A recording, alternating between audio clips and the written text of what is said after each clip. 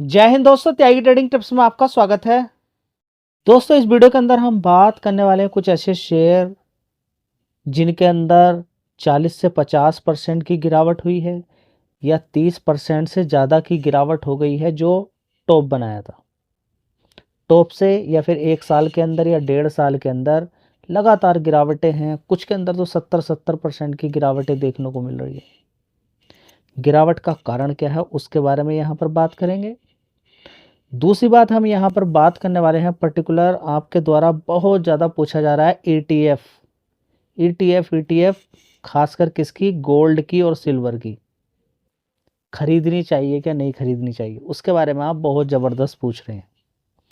साथ में गोल्ड के स्टॉक खरीद लें क्या, उसके बारे में भी आपके बहुत ज़्यादा सवाल है।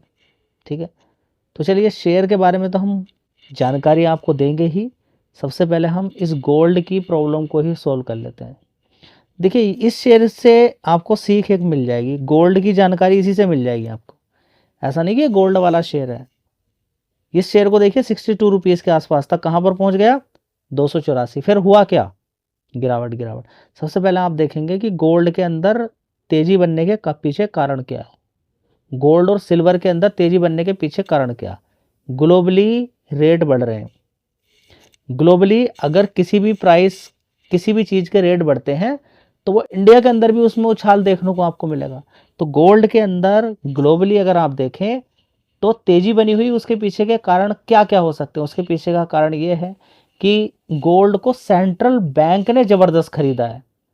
और एक ट्रेंड अगर वन साइड अगर कुछ मिल जाए ना, वन साइड अगर कुछ मिल जाए तो फिर लोग वहां पर जैसे ही और ज़्यादा तेजी होती है और लोग कुछ जिन पे ज़्यादा पैसा होता है वो और ख़रीदारी करना शुरू कर देते हैं। ठीक है, तो हम यहाँ पर अगर बात करते हैं तो मेन कारण क्या है, सेंट्रल बैंक। हर कंट्री के ज़्यादातर सेंट्रल बैंक ने ज़बरदस्त माल खरीदा। ये अगर रिटेल निवेशक या फिर और दूसरे लोग अगर खरीदते तो शायद इतनी बड़ी तेजी नहीं बनती। चाइना ने इतना कभी गोल्ड नहीं खरीदा जितना इस बार खरीदा, और अभी भी खरीदता ही जा रहा है। जी, गोल्ड खरीदने के पीछे क्या वजह हो सकती है, टेंशन। जब भी कभी ग्लोबल टेंशन होगी तो एक सेफ जोन कौन सा एसेट माना जाता है, जी हमें तो पता नहीं है, गोल्ड माना जाता है। अगर आपकी कोई इंटरनेट से रिलेटेड सारी दिक्कत परेशानी हो जाए, बड़ी परेशानी, बड़ा बड़ा नुकसान हो जाए, तो गोल्ड वहाँ पर रिकवरी करता है, बहुत बड़ा काम आता है। तो गोल्ड किसी भी कंट्री का, देखिए हम विदेशों के अंदर जो हमारा गोल्ड रखा था वो सारा का सारा हमने यहाँ पर मंगा लिया। क्यों? क्योंकि रसिया का गोल्ड अमेरिका ने फ्रीज कर दिया है, रिस्ट्रिक्शंस लगाए और उसको सील कर दिया, फ्रीज कर दिया कि आपको मिलेगा ही नहीं वो वाला। आने वाले टाइम में हो सकता है कुछ चीज़ें देखने को मिले, समझ बात है। तो कभी ऐसे ही ट्रम्प का दिमाग घुमा हुआ है, तो हर कंट्री, पहली बात तो अमेरिका से जितना भी गोल्ड रखा हुआ है उसका वो वापस मंगा रहा है। हर कंट्री, ज़्यादातर कंट्री,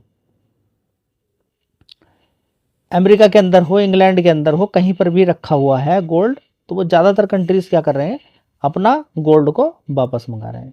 ठीक है, इंडिया ने भी गोल्ड ज़बरदस्त खरीदा है, तो गोल्ड के तो रेट आपको समझ में आ गया क्यों बढ़ा।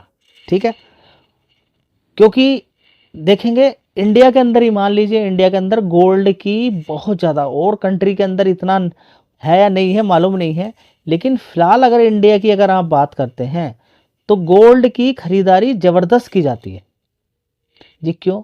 हर घर में शादी होती है, लड़के की शादी होगी या लड़की की शादी होगी, गोल्ड की रिक्वायरमेंट दोनों में पड़ने वाली है। गोल्ड का सामान जरूर दिया जाएगा, खासकर लड़की को। अब लड़के की शादी है तो लड़की से ही होगी, कोई लड़की है तो लड़की लेकर आएगी गोल्ड। तो कहीं ना कहीं कनेक्शन शॉपकीपर से, गोल्ड ज्वेलरी वाली दुकान से बनेगा उसका। तो गोल्ड का कनेक्शन समझ में आ गया। कितनी शादी हो रही होंगी, ज़बरदस्त शादी होती है इंडिया के अंदर, सभी के अंदर गोल्ड की रिक्वायरमेंट बढ़ती है। ठीक है, तो ऐसे समय में जहाँ पर धीरे धीरे गोल्ड, वैसे नॉर्मली गोल्ड ऊपर ही जा रहा था, लेकिन सेंट्रल बैंक ने प्लस ग्लोबली इतनी टेंशन वेंशन होने की वजह से हर कोई कंट्री गोल्ड की तरफ ध्यान देना शुरू कर दिया है। समझ बात आ रही है ना आपको? नई बात समझ में आ रही है?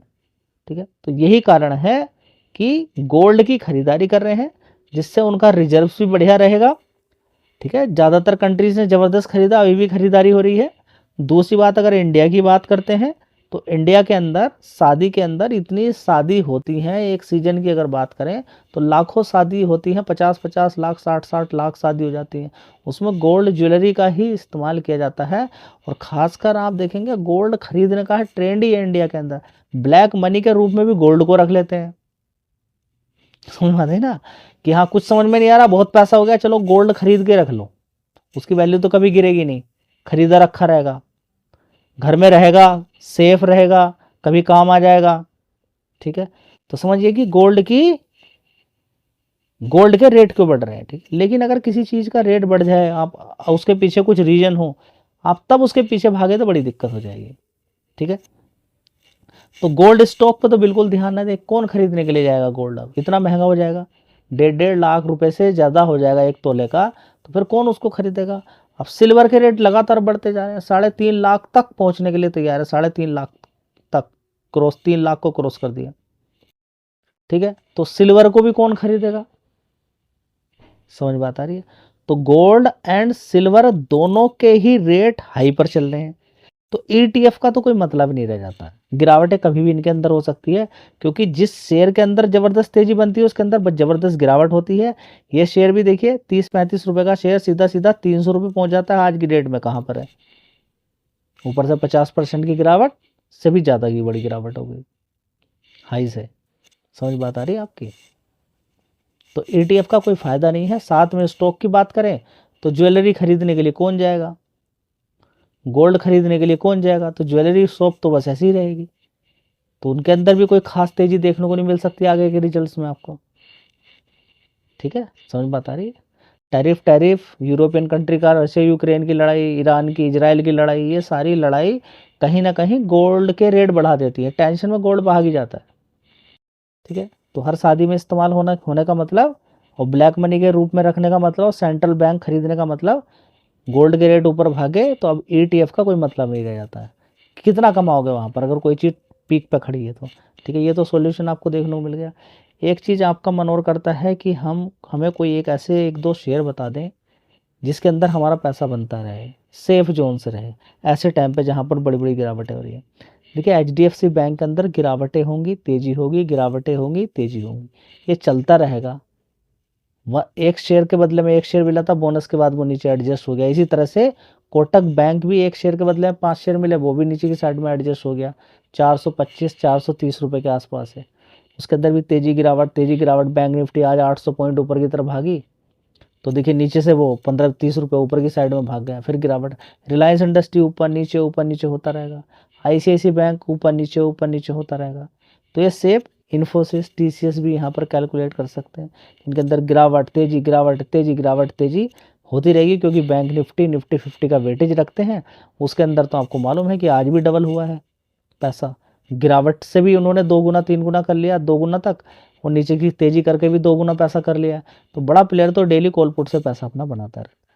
ठीक है, अब आपका मन करे, अभी आप सोच रहे होंगे गिरावट के कारण क्या है। गिरावट के कारण ट्रंप ही है, ट्रंप ग्रीनलैंड को कब्जा करूंगा, और साथ में बात करें तो वेनेजुला पे भी मैं कब्जा कर लूँगा, अलग अलग नक्शा बना के तैयार करूँगा, वो सोशल मीडिया पे भी मैं डालूँगा। ठीक है, साथ में वहाँ के सुप्रीम कोर्ट की बात करें तो किसी तरह का कोई भी अभी रिजल्ट निकल कर वहाँ से नहीं आ रहा है, वो कोई एक्शन ही नहीं ले रहे हैं। ठीक है, तो ट्रम्प तो खुलकर खेल रहा है, ट्रम्प को जो करना है वो करेगा, रोकने का नाम नहीं ले रहा किसी से। तो इस समय क्या होगा फिर, ऐसे समय में पीछे ट्रेड डील 50% का टैरिफ लगाया, अमेरिका से अच्छा खासा बिजनेस आता था, समय ऐसा हो गया कि दिक्कत वाली बात हो गई है। तो एक तो कारण यही हो गया टैरिफ की वजह से। ठीक है, दूसरा कारण यहाँ पर यह है कि ये जो शेयर्स थे 5 साल में जबरदस्त भागे, आपने ध्यान नहीं दिया।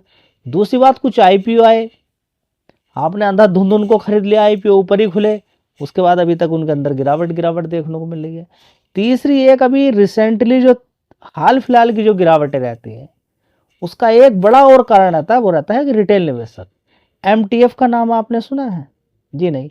जब भी आप खरीदने के लिए जाएंगे वहां पर एमटीएफ का भी आ जाएगा आपके पास। ठीक है, तो अगर आपके पास 1000 शेयर खरीदने की कैपेसिटी है तो एमटीएफ लगा के आप 3000 और 4000 शेयर और खरीद लोगे, या 3000 ही मान लीजिए। ठीक है, अब उसमें होता क्या है कि शेयर नीचे की तरफ गिरना शुरू हो जाते हैं, तो वो आपको मार्जिन में पैसा डालना पड़ता है, खाते में आपको दिखाना पड़ेगा। पैसे होते नहीं है, ब्रोकर बेच देता है, एक और प्रेशर बन जाता है। ये एमटीएफ ऐसा हो गया कि अब तो मतलब कि रिटेल निवेशक मार्केट को गिराएगा। बड़े प्लेयर को छोड़ दीजिए कि वो गिराएगा मार्केट को, बेचेगा, उसकी वजह से कुछ होगा नहीं।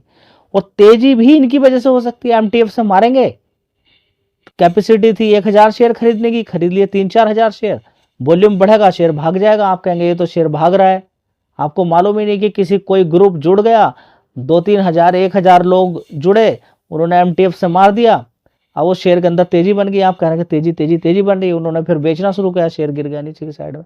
तभी तो आप देख रहे हैं कि शेयर जल्दी से भागते हैं, फिर गिर भी जाते हैं एकदम।